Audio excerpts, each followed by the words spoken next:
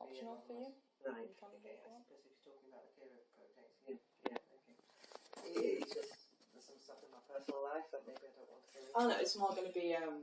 So there's a lot of hard issues here, like domestic abuse, mental illness, and I think the most personal it gets is what do you do to kind of clear your mind and relax after that. That's as personal as it gets. Right. Yeah, that's a hard one. You okay for us to start? Yeah. So, what made you first think of the idea for Kyra? Was there an event or anything? I suppose my work, really. I worked in the Home Office for about 24 years, and within the prison service. Particularly interested in the women's estate, and realised that actually a lot of women were coming out of prison, maybe no family, certainly no job, often no home, all the support network probably broke down, sort of children in care, etc. And for them to start again, it was a bit like moving into moving into university and nobody talking to you. Yeah. Do you know what I mean? And all of a sudden there's all these people around you, you don't know who they are. And you're totally convinced everybody knows who you are, in the way of, ex-offender, ex-drug user, ex-domestic violence, ex-whatever. And I think often women, and I'm sure men, and I think it's really important to say we're not anti-men, but we're very pro-women here. I think they carry. I'll never forget a woman saying to me, everybody looks at me when I go into town. And I remember saying, well, I'm going to pop your bubble, because actually they're not. They're not looking at you, because they don't know who you are. But we perceive it, it's very real to you, that you think, it's a bit like the conversation we've just been having there. I don't trust anybody. And it isn't that she doesn't trust anybody, she's just lost faith in somebody, and that has an impact, So I suppose that was sort of, I'm thinking, gosh, where do people go? And I remember, in my personal life, I went through a really, really difficult stage, and friends were good, and family were okay,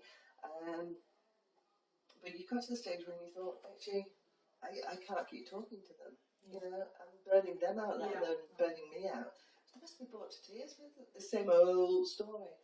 And I thought, God, wouldn't it be great if I could just talk to somebody who wasn't going to judge me, who was totally impartial, who actually wouldn't get bored with me going over and over. And we've all got our own healing processes.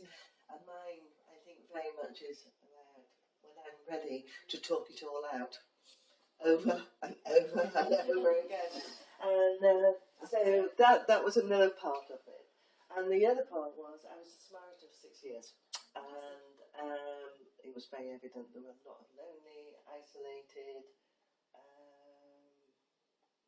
frightened people around, and maybe some of them could have been signposted to places like, using examples, but mine for mental health, AA for alcohol, IDAS for, sort of abuse. But sometimes they don't want that stigma. They don't want to walk to the label of that. Yeah, and I've got a label, and people are going to see me walking to the door of IDAS, or they're walking, they know there's an AA meeting. And once again, maybe, it's a wrong perception, but that's what they held. And I thought, what we need is just actually a listening ear. Just somebody to sit and listen. And so, I thought about this for years and years and years. Well, actually that's a bit of an exaggeration, but probably 2 or 3 years, quite seriously. And then I thought, well, yeah, it's time now. He used to say every New Year. Oh, every New Year. He used to say, do you know, I really would like to set up a women's centre. My husband would go, yes, I'm here. And the year I did decide, when I did finish work, I said to him, he said, please, will you do it? Will you do this? Because once again, I can talk to him. And so we sort of looked at our finances, and it was going to be tight. I was on a pretty good salary, working full time, a pretty good job, really. You were a teacher before before this one? I was a teacher, but then I went into psychology, so I was sort of very much in the teaching, training, writing rehabilitation programs and all that kind of stuff. This sounds dreadful. I'm not proud of it, but I do share it with women. There was, first of all, I had to consider the financial side, which actually that didn't worry us too much. You know, we just got on with that, and the children were all grown up, so there wasn't going to be an impact on them. But there's an element of that status. You know, when you go out, meet friends, what do you do? Well, actually, and then there's an element of loss of interest. That is so middle class and so awful. And I'm not proud that I felt that. But I'll be perfectly honest, that is how I felt. And that was a big thing. Anyway, got over all of that, handed in my notice, and it was, right, let's do this then. So how do you do it? Well, so involved. How did you find that? Well, I had no clue. I had no idea. You know, it just all seemed like a really good idea. So I've got a friend who I actually worked in the prison service with, and she lives in the Midlands. And she helped me, and we took a year. And we visited all the voluntary sectors in York. And said, okay, when a woman's finished intervention or wherever, where does she go? And none of them could answer that question. You know, some support, but not. And we sort of said, well, if we opened something like this, would you something that you would be interested in? And they all said yes, without any question of it. So I thought, okay, right, so there's a need. We've identified there's a need, right? We have no money. Never set up a charity. Certainly didn't have a building. Not so sure about this going on. So, but what we did have were 4 people who were Samaritans with me, who were really on board and came along as volunteers. So we started the process of how do you set up a charity, and that was quite an amazing learning curve, I can assure you. That was really scary. What was the scary bits? Well, not knowing, not understanding. And then the things like, I don't know, confidentiality and things like, what am I talking about? Anyway, all the policies you need and various things. And then there's sort of accounts and money and things like that. And we had a building, and we really didn't know what we were doing. And it all sounds incredibly, when I look back, I think, how did we do this, you know? So we got a few people together. We knew we had to have the trustees was an interesting one, of course, because we had to have trustees to be in a charity. So finding potential trustees. How did you find them? Contacts, really.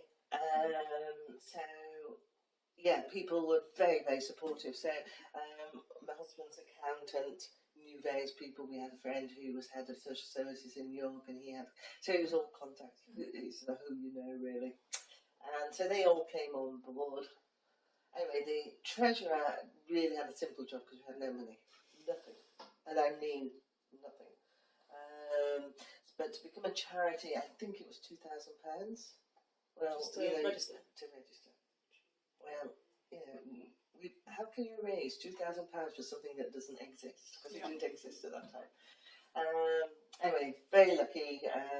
2 people put their money in for us, and so that was the beginning. We found a place in Marygate. The idea, I think, it all goes a bit blurry. I think the idea was that we were going to open up 2 afternoons a week as a kind of coffee drop-in, have some cake and a chat. So we opened in November of 5 years ago, 2013, and we spent all of November and all of December, and we had 1 woman and her dog for 6 weeks. Wow. So that new year, thinking, what have we done? What have we done? This isn't going to work. This isn't what, I don't know what it was going to be, but whatever it was going to be, it wasn't happening. I'm pretty impatient. I want it to be business. So, and then we kind of got round to thinking, actually, the reason it's not happening is because we're not really telling people about it. So, you know, it would have been useful to let a few people know. And just basically from then on, we now have over 900 women registered with us. In 5 years, that's amazing. 5 years.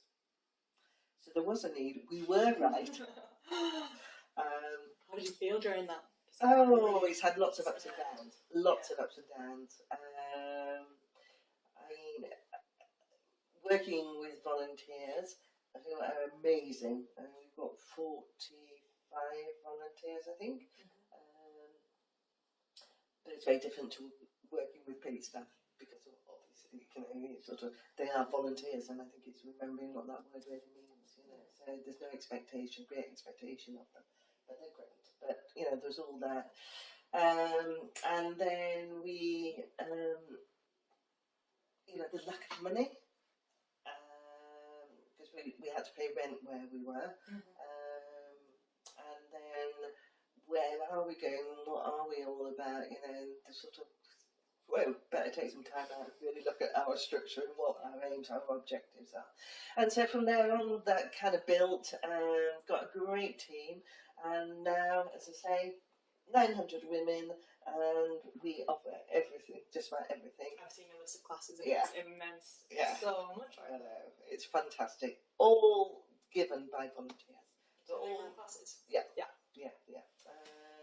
And they're all qualified in these, like our counsellors. We've got eight counsellors, and the last one I think is just qualified. So they're all qualified counsellors, and we're offering that service free of charge. That's fantastic. It is amazing. How did you find them? Actually, at first, one of them was a Samaritan who trained. Useful people, didn't it? Yeah, good people. And then from there, somebody else got in touch, and we're so fortunate because people come to us now. We don't go to them, they come to us. They'll ring, email, read about you. I can do this. We've just got a new counsellor who's just retired, full-time counsellor, and doesn't really want to retire as such. She wants to retire from all the, ritual of being self-employed, but wants to, so people that are wonderful. Our Reiki, our reflexology people, and it goes on and on and on. That's it. That's the story, really. What gets me out of bed? Was the scariest bit the money then, initially? It is, still is. Still is. Yeah, we don't get any regular funding. We have to find 28,000 a year just to be here. How do you find it? With a lot of difficulty, really. Mainly grants, small grants, donations, people putting on events for us. But, and don't get me wrong, because every £5 is so precious to us. It really is precious to us. But when you're finding 28,000, it's just a tiny, tiny drop in the ocean. And it's really funny because when we left Marygate, where we were, and came here, it was a massive step. Because we were talking about, I think, about 6,000 a year to moving into here, which was about 22, I think, when we first came.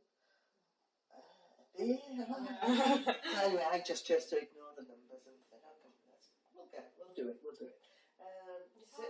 Well, we have, and we do keep doing it, and I don't know where the money comes from, but it is an awful lot of goodwill, a lot of goodwill,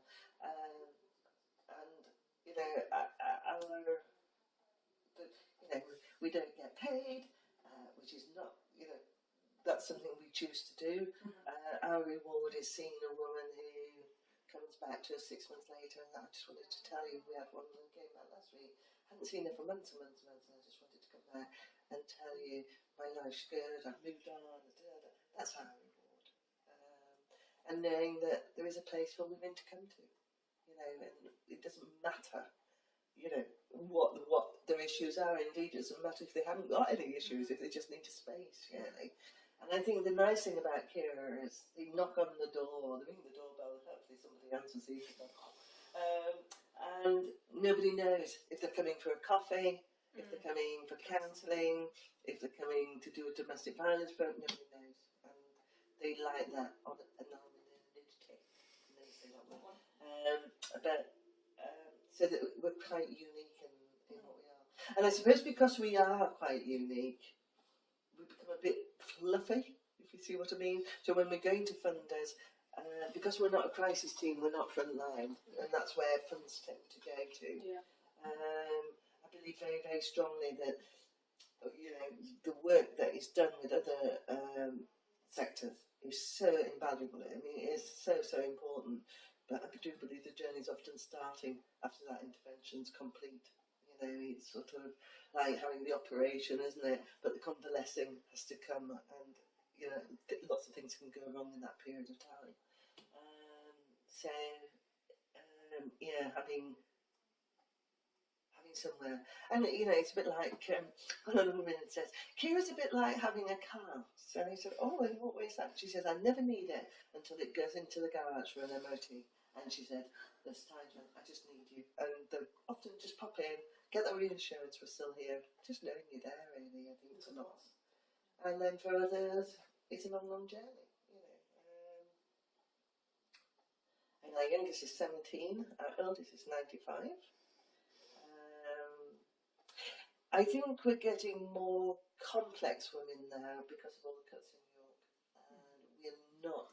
And this is something we're trying really hard to work with, because we hate the idea of ever turning a woman away.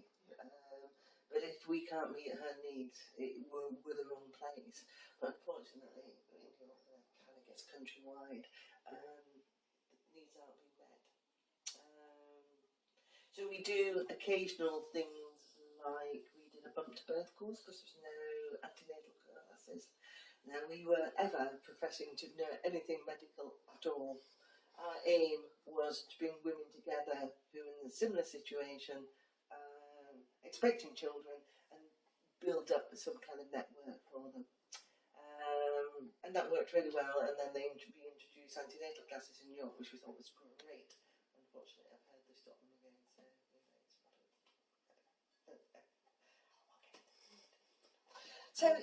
so that's us. How many courses did you start with?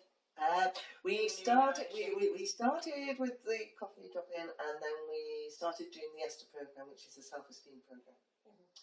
And couldn't believe the need for that. And we run evening and daytime groups now, and still have a waiting list of about 40 or 50 people. What happens in those ones, groups? In those groups, it's basically looking about. We kind of take the women back to look at where a source of self-esteem, poor self-esteem may have come from. So it could have been in childhood, it could have been about their family, it could have been about their schooling, it could have been about abuse, it could have been about anything.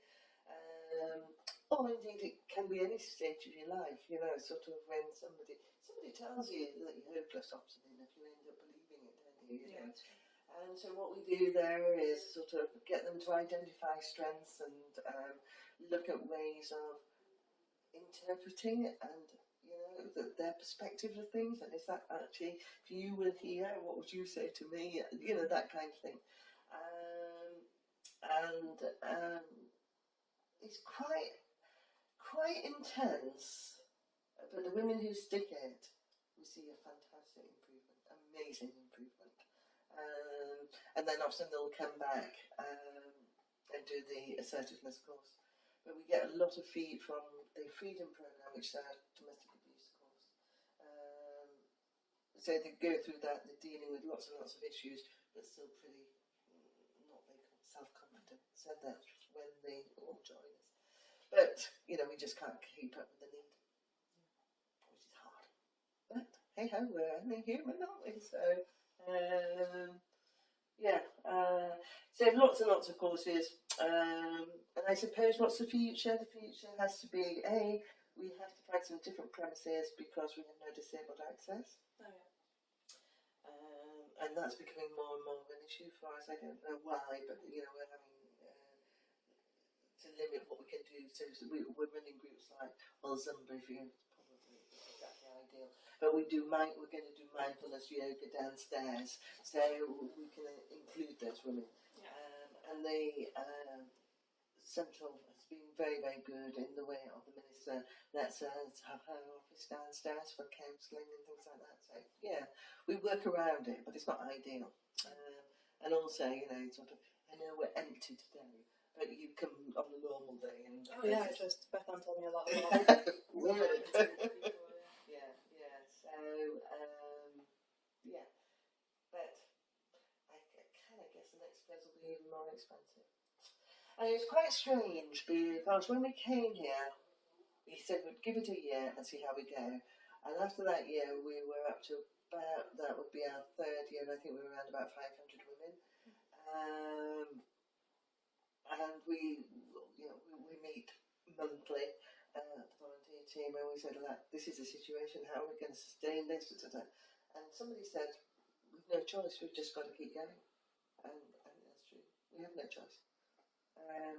Well, of course we have always a choice, isn't there? But I think the volunteers feel so passionately about it that there has to be this space in York. And we're fed by most of the voluntary sector. So after the finishing Mind, Changing Lives, IDAS, you name it, they feed into here. This is very much the second tier of their sort of journey, really. And we're doing some one-to-one mentoring to enable women to possibly consider work, get into volunteering, doing more training. So we're starting building that next year, because we do very much the holistic kind of stuff, and I think we're very good at that. But it's almost like, after you finish intervention, you go to Kyra. Where do they go from there? So we're introducing that, but unlike probably the job centre where they're there to get a job, here that they can dip their toes into it and think, maybe I could, So it's very gentle. Everything's very gentle. How do you decide what courses to run? Is it whoever can volunteer? I mean, we are driven very much by volunteers bringing skills to us, but then we're not too keen on doing pole dancing or various other things which I won't mention. So we are selective over what we do, and also it is member led as well. They will say to us, I'd really love to do this, or we could do that, or is there any chance of us doing this? So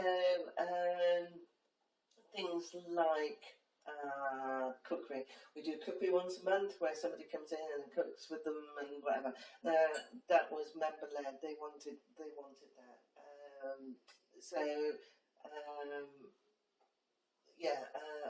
Yoga was something else that they wanted. So it is. We listen to their voice as well. We do include them occasionally. Forward thinking us.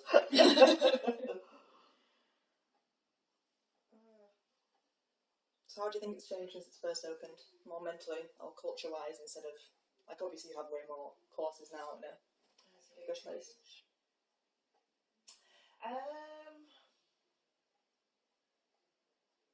I think the climate's changed, so financially it's more difficult to keep going. I think also things like the bureaucracy around it, the health and safety and all that, it could quite easily take over everything we do. And the need for, sort of the GDPR came in this last month or two, for a small volunteer-led, it's a big thing for us to get our heads around and work on and do. So that's changed. And so I suppose we're probably more accountable than we ever were. That sounds dreadful, as if we weren't. But you have to be, don't you? We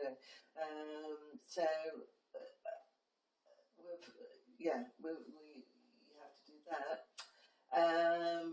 Fortunately, we're lucky because we've been able to dip into other people's training, so the volunteers get much more training than they ever did right at the beginning.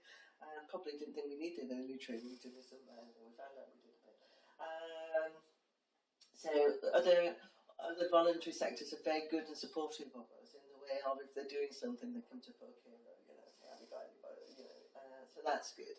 So we have much more structure. Whereas before we were about half a dozen volunteers when we first opened, and it was great. We all got together and had a good time. I think we still all get together, we still have a good time, but it's much more, you know, we've got, you sort of got your volunteers there, and then we have the buddies who, 8 buddies who all look after X number of volunteers. Okay.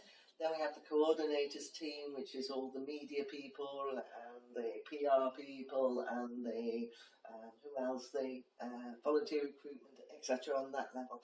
And then and then we've got Francis, who's our project manager, and then myself, and then we've got the trustees. So it's much more. I spend my whole life going to meetings. So I suppose it's much more formed. Yeah. It's a good or bad thing. I suppose to keep going is a good thing because we know our boundaries, we know what we have to do, all that type of thing. Yeah, it's just a bit more time consuming, really. doesn't. But yeah, I mean, we do occasionally find people who really enjoy. I mean, we're lucky we've got somebody with us at the moment who are doing all our stats. She loves stats. I mean, you just have to find these wonderful people who enjoy doing these things, you know. So,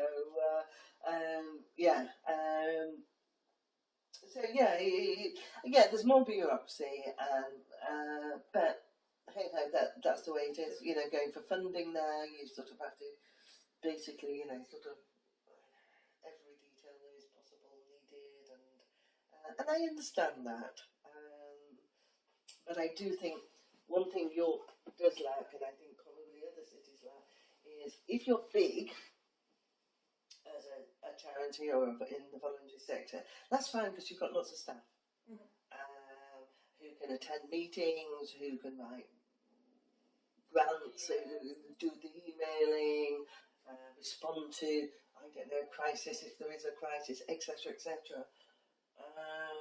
Whereas we don't have that capacity. And ideally we would be out there at all these meetings and really getting known in the city and whatever. So we don't have that capacity, and there are a lot of smaller charities, just the same in York, who don't have the capacity to do that, and that's really sad because they're doing amazing work, you know. But so what we did a couple of years ago, we worked with St. John's, and they put on a conference. We sort of instigated it and said that this is a format we'd like, and although it was open to everyone, we were really keen to bring the smaller people together. So it was people like Sash and the Island, and there's lots and lots of yummy, lots of smaller groups who don't kind of get that support and that interaction because they're just too busy. And we had 130 attended, which was amazing. And that is great, and it was just so good to. The most profitable time was always, as it is the coffee times and the lunch times, talking and you know, sort of people saying things like, "Oh, we're really struggling with whatever," and somebody saying, "Oh, actually, we've done that. Here, you know," and that's good for us because, and that's we're not a threat to any of the other charities because we can't go for their funding. We're not a crisis team. So they like us lots. So when I write to them and say, "Will you be a referee?" "Oh, no problem." So I think we've got a good relationship in York, and that was really important to me because I think we always said we weren't here to compete. It wasn't competing, it was about complementing the work that goes on. So, I've heard that from every charity so far. It's fun. You ally with a lot of other groups like Macmillan Cancer Support and Older Citizens Bureau. Older Citizens Bureau. Yeah. Do they come to you or do you go to them? Well, they send members really more than sort of any other communication. People who come to us are people from, say, Changing Lives, who bring women with them. Ray, a refugee out in New York. We work with a lot of people within the council who are working with challenging families and things like that. So their support workers come in with them. But so far as any other sort of close-knit work, it's quite limited. Everybody's so stretched. to do more. And we're talking with St John's again about possibly putting on another conference and seeing how that goes. Because it is important to build up those networks, because, you know, the bigger charities, mine, Changing Lives, IDAS, you know, they're huge in comparison to us. Do you know what I mean? And it's, although we've got a great relationship with them, we're not in the same ballpark at all. You know, somebody let me have an email and said, "Ivan, have a go apply for this. This could be really good money for you." Well, we had to be earning 100,000, have an income of 100,000 a year to be able to apply for it. Wow. And I thought, I need to talk to you, because you obviously have no clue that we actually scratch around. We were laughing the other day because somebody sent us a donation to buy stationery. I don't know why they chose that, but that was great. Went out and bought all this paper, and we were laughing over coffee because we were saying, "Do you remember when we wondered if we could actually afford to buy a ream of paper?" You know, so I mean, things aren't quite as difficult as they were, you know. And it sounds a woo-woo story, and it isn't. It's just I'd like to put less energy into trying to keep the roof over my head and more energy into doing what we're about. Yeah. Right. Yeah. So if you know anybody with a lot of things I'd like to I will tell them. send my way. I'd love to meet them. Did you ever imagine what it would be like, Kyra, when you started it? No. Absolutely. No comprehension of this at all. I thought we'd probably potter around with about 20, 30 women. Wow. That was adventurous. You know, I thought, you know, if we could help or support 20 or 30 women, that would be amazing, wouldn't it? I'd be so proud. People say that to me. I'm very proud of the team around me. Very proud of the team around me. And I find myself asking a little bit more and a little bit more of everybody all the time. I'm sure they understand. I hope they do. Why you're asking. I hope so. And I do try and say thank you. And I don't want it to sound as like, oh, it's another throwaway thank you, because as I say to them, without the volunteers, there's no Kyra. There's nothing. And they're the people who keep this place going. And their enthusiasm and their engagement and their care and it'd be lovely for you to meet the volunteers, because I think, you know, it's okay setting up, but it actually is the people behind the people who set up things, which is the difference. It really is, because there's no way I could do this. I could manage one or two, 3 or 4 of us could have probably managed 20 or 30. So yeah, yes, I am passionate. I've got to be passionate, because if I didn't believe and I wasn't passionate about it, I wouldn't get out of bed in the morning. Who would? And it is exhausting. And there are times, you know, when you sort of think, wow, are we doing the right thing here? You know, occasionally things will happen which aren't very nice, aren't very pleasant. And then I'll think to myself, actually, those things which aren't very nice and aren't very pleasant, if they weren't brought to Kyra, what would be happening? And, you know, rather like the person you were talking, she would have used this to resolve problems 2 years ago. And it's not good what's going on with her, but at least she isn't going to end up where she's come from. Yeah. So, and I don't know, we are, the women talk about it as the Kyra family, and I see them as my family as well. Not all of the members, but certainly the volunteers, and we I don't know, they're just there, you know, it's good. So we play hard as well as work hard. I need the AA after I finish. Yeah. So, I don't know if I can answer anything else. Only a few more. You were saying about the hard things you deal with. This is the personal question. So what do you do to... You've got to get away from it at some point, or... Yeah, I'm very bad at this. Always focus. Yeah, I am very, very bad at switching off. If I'm not here, I'll be working at home. And I'm very poor at it, and I know I am and it's something that every time I go on holiday, I'm going to resolve it. I know it's not going to happen. I have become better at delegating, and people say, I would say probably I'm a control freak. I suppose I am to a certain extent, but also there is that element, and I always stand up for myself a little bit here, because I don't want to keep putting stuff onto people. Yeah. But actually, it's lovely, because things like emails are all the time coming through, and actually the volunteers probably can answer them far better than I answer them. And I can now just sort of send them off and you respond, and I know they will, and I know that woman, that new member will get a really good experience, whereas there are times when I've been thinking, for goodness sakes, just look on the website with you all. So that's all the stuff I love doing. I love working with the women very, very much, and sometimes, being further away, that's quite sad. But yeah, I am bad. I am very, very bad at sort of leaving it. So my first piece of a thing is that if we're out at the weekend, I will leave my phone at home. That's painful, isn't it? I'm shaking by the time I get home, because we're not a sort of 9 to 5. People will be, and we're not a crisis team, so lots of the stuff can wait. It all can wait. I know it can. But I like that. I like to be on the ball. So I'm not very good at it, and I need to work on that a lot.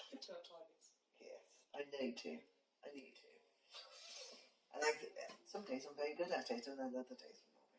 So, but I suppose I'm very conscious of my health. I'm very aware of how I'm feeling, and I know when it's time. And I'm lucky with the team. I can just say, actually, I'm not coming in for a couple of days. I just need a bit of downtime. They'll say that's fine, and they can say that to me, and that's fine. We're very open and very honest about what we're about. And it's a lot of our volunteers are possibly could well have been X number of years ago members. You volunteer for a reason. We don't need to know your reason really, but there is something that motivates you to do it, and maybe it's because you've experienced something or you want to give back or whatever.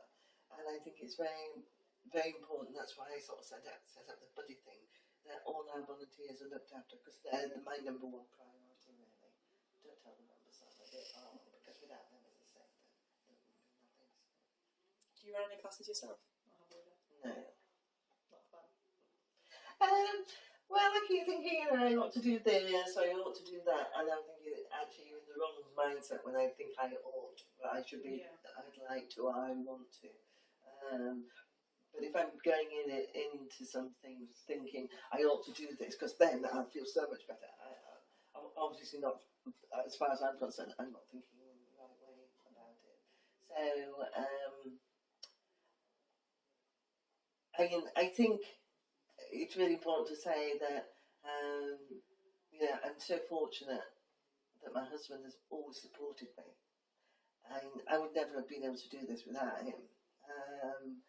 And I think also he's very tolerant of me always being at the computer or on the phone or at meetings, and he's very, very supportive of that. And I think also it's really worth mentioning, although we don't have men per se here, the men around us have done so much for Kyra. They carry furniture around for us, they dismantle things, they come and repair things, and they tolerate us. I think they just put up with, oh God, they're at it again. Sort of, what we're doing now. So I think for anybody who's taking on something like this, they need. For me, I needed that support. And okay, I got it from volunteers, but I also needed. I don't think I needed permission, but I just needed support from my husband and from the children, really, because they, although all grown up and living away, if I wasn't doing this and I decided to retire, I guess I might have been on the motorway going to visit them more often or whatever. So they're probably quite relieved that I'm doing this.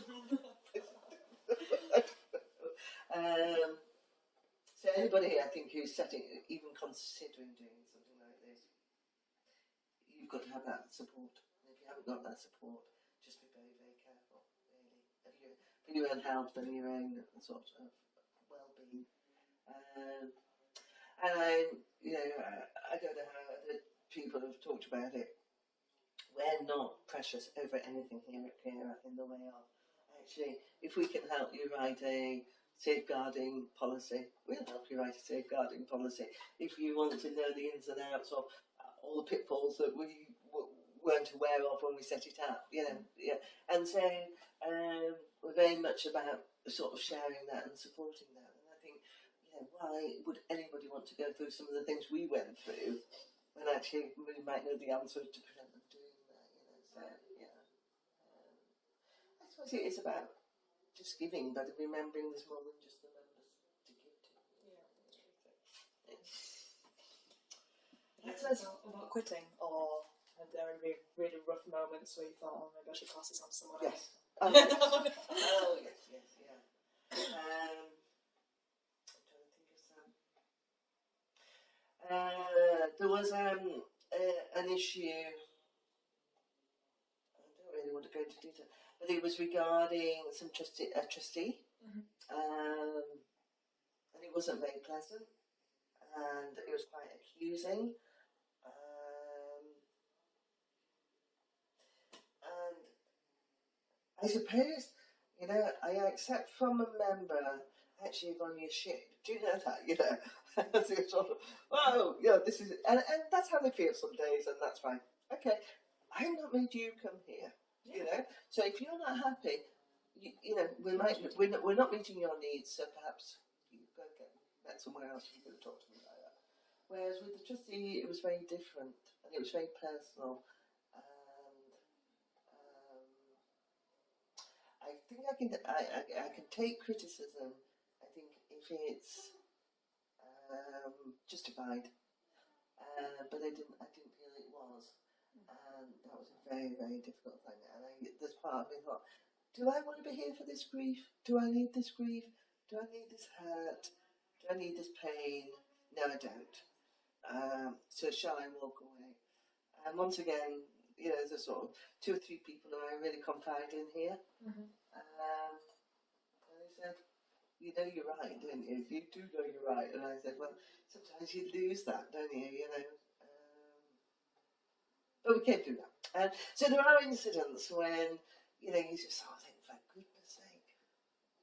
And then tiredness is another thing, and that frustrates me because I really cannot do all I used to do. But, sort of at one stage we would, certainly during the summer, we would be having, Fossgate festivals on a Saturday, and we'd be doing Sunday lunches on and it could be 7 days a week.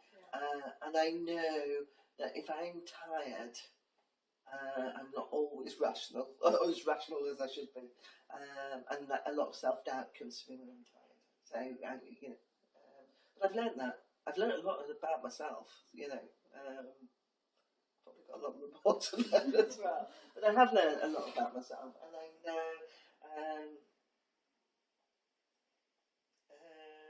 I think,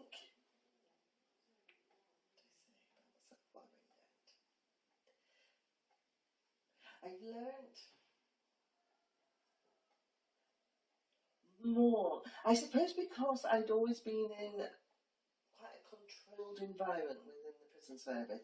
Not only physically being a controlled environment, but also, your sort of the legislation, the paperwork, everything, was sort of boxes and ticking and whatever else.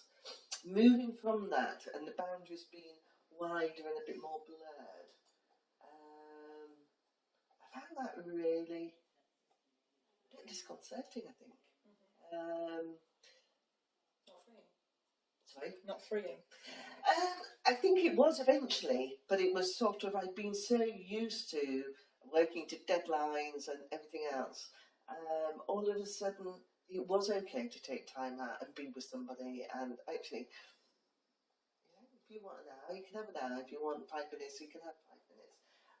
Whereas when I was working, I told you how many minutes you could have of my time. Do you know what I all sorts of sort of differences, yeah. And I think what amazes me is the laughter we have here. So much fun.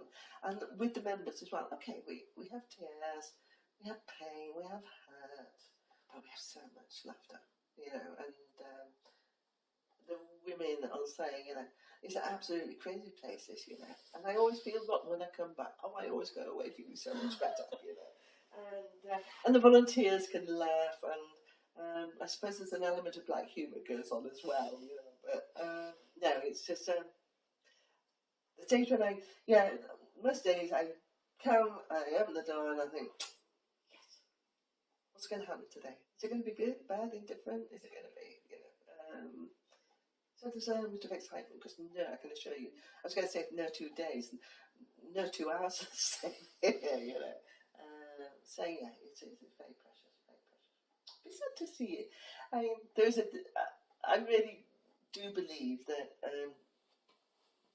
you shouldn't stay in a role for too long, because I think you need to bring somebody in fresh and new blood, new ideas. So I kind of guess that'll be my next decision as to when I move on, really, or you know, what will I do? When will I do it?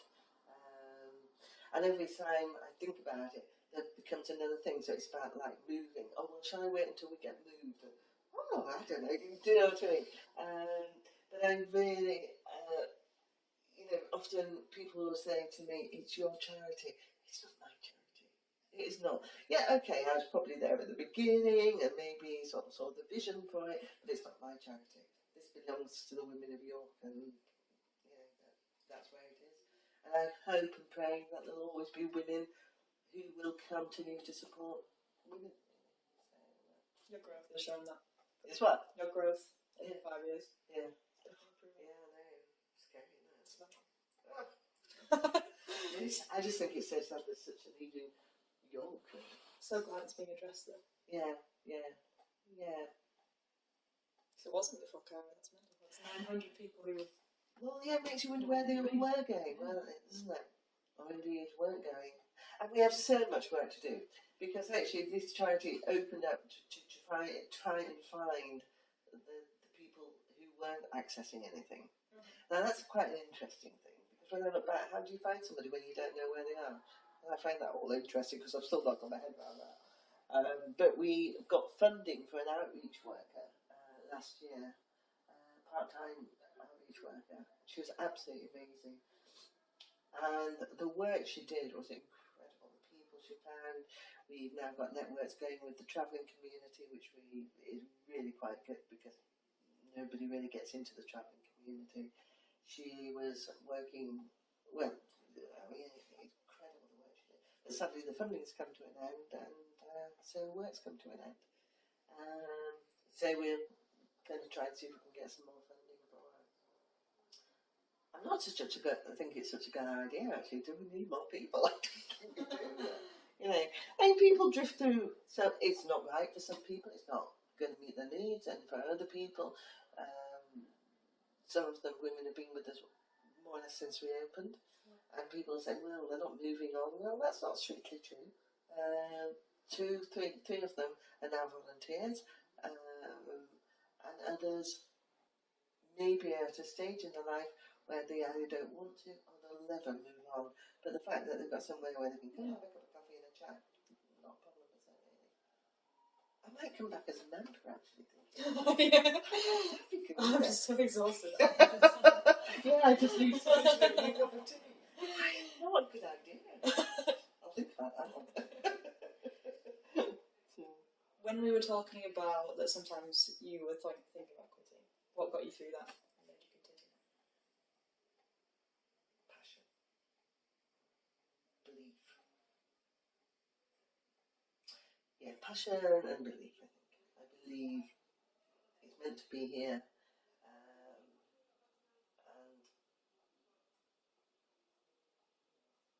And people who were around me, really. I mean, it wasn't that I sort of sat and talked and said, oh, I'm going to leave. It was just sometimes I'd sit back when we're all having lunch together or whatever, and I'll just sit back and I'll listen to the volunteers, and I think, oh my God, how did you ever doubt yourself in this one? They're amazing. I think when it does get tough, I think I'm fortunate because one thing I'm really, really keen about is being very open and encouraging women to really say what they feel. And that is a policy I've always had with the volunteers. Or if you've got it wrong, it doesn't matter. Just tell us, or if you've got a doubt or if you've got a worry, tell us, because we can probably resolve it. But if you keep it to yourself, we can't. And by talking about it, you'll probably feel better. And I'm very keen that everybody knows they have that permission, if that's the right word, to do that. And sometimes I feel I have to be the strong one. Do you know what I mean? And one of the volunteers, I sat having a coffee with them in the courtyard, and I said, you don't always have to be strong, Yvonne. And I thought, I don't. I can be just as vulnerable as you people are sometimes, And so now I will quite openly say, actually, I'm feeling really crap. This isn't working for me. Oh, I don't like this, or I'm uncomfortable with this. And they do it. And what I hope I do to them is just listen to me and say, well, can we do this about it or whatever. So I feel so supported. What gets me, keeps me going, passion and belief. And the women, just occasionally they'll just sort of, I don't know, just lovely little things like the other day we had a card and it was a little handmade card and it said, without Kyra, I'm nobody. With Kyra, I can fly. And I think, that's what it's all about, isn't it, really? Yep. So, anything else I can add? I'll tell you two more before Oh, okay. let's go down. I'm just looking back, are you proud of it? Happy? What are your general emotions towards everything that's happened? Amazed. Surprised. Amazed.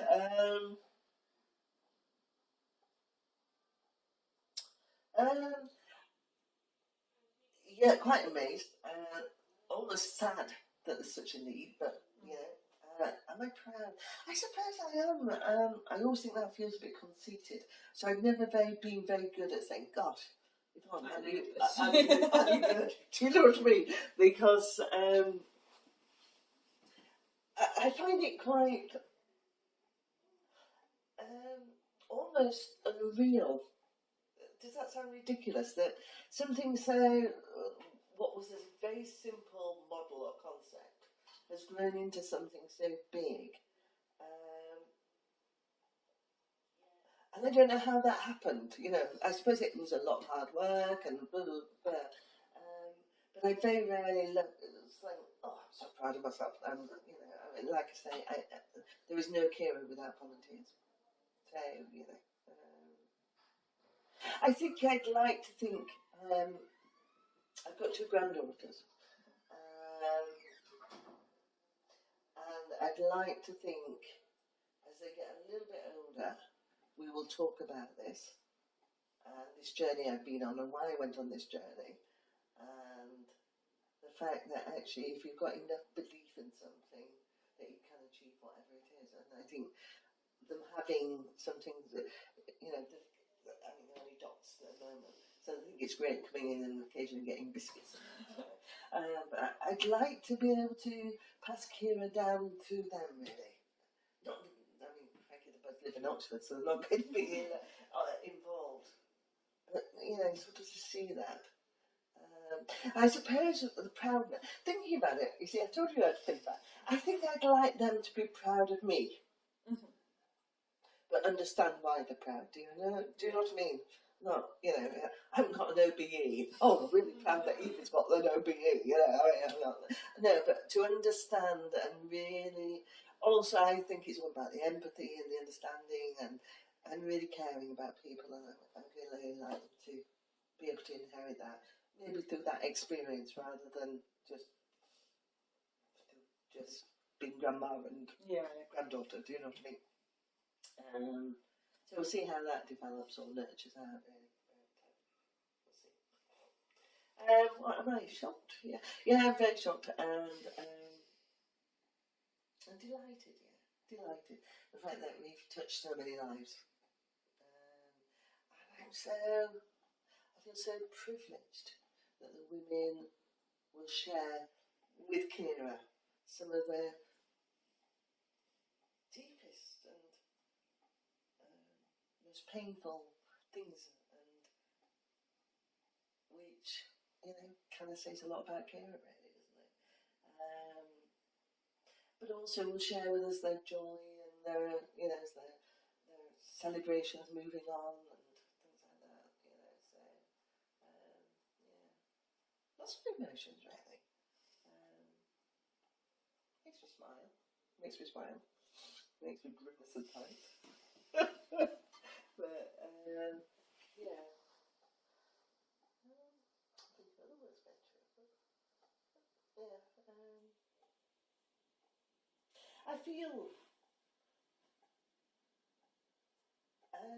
well, it's lucky. I suppose there's been an element of that. But I also feel privileged that I've been able to take that journey as well. Because I could easily still be at work. And I loved doing what I did do. And it was great. And we probably would be still having 2 holidays a year instead of none. But I wouldn't change 1 second of this. 1 second. I mean, like I say, there are good times and bad times. But I wouldn't, if somebody said to me, okay, Yvonne, you can go back to work. Let's go back 5, 6 years. 6 years it'll be since I actually left work. We can go back 6 years and we can go back to the status quo, or you can go on this journey. And I would, without doubt, say I'd want to go on the journey. So, yeah, no regrets. No regrets. That's good. That's fantastic. Finally, what advice would you give to someone starting a charity or thinking about starting a charity, apart from the support network? Believe in it.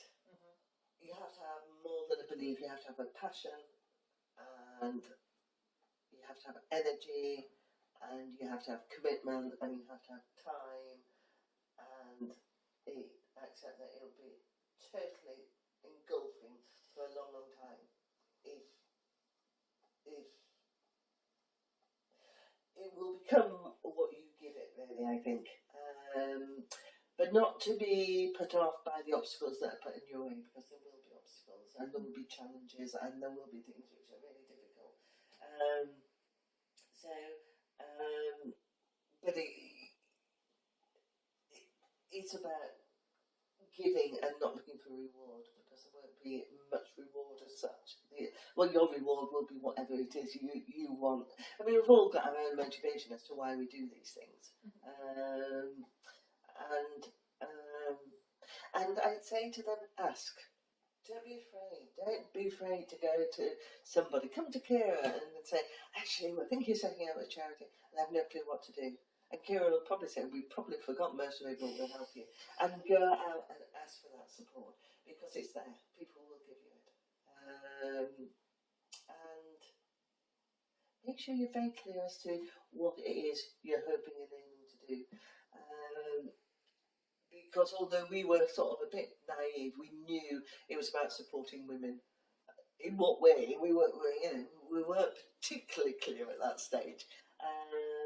But it is, what is it that you want to achieve? And sort of, I suppose it's like having a mini business plan in your head for the first year, 2 years, because it'll evolve. And be careful how it evolves. It makes sure that, there's been occasions when we could have got funding from various places, not various, one place in particular, and actually it doesn't fit with our ethos. Now, if you've been offered £5,000 and then you've got your values, it's very tempting when you haven't got that £5,000. Yeah. But, being able to say, thank you very much, but no thank you, so yeah, sort of it's clear, and have a good team with you. Have a good team with you. Somebody, they've got to believe in you as well, and believe in what you're doing. So, and enjoy it. Enjoy it.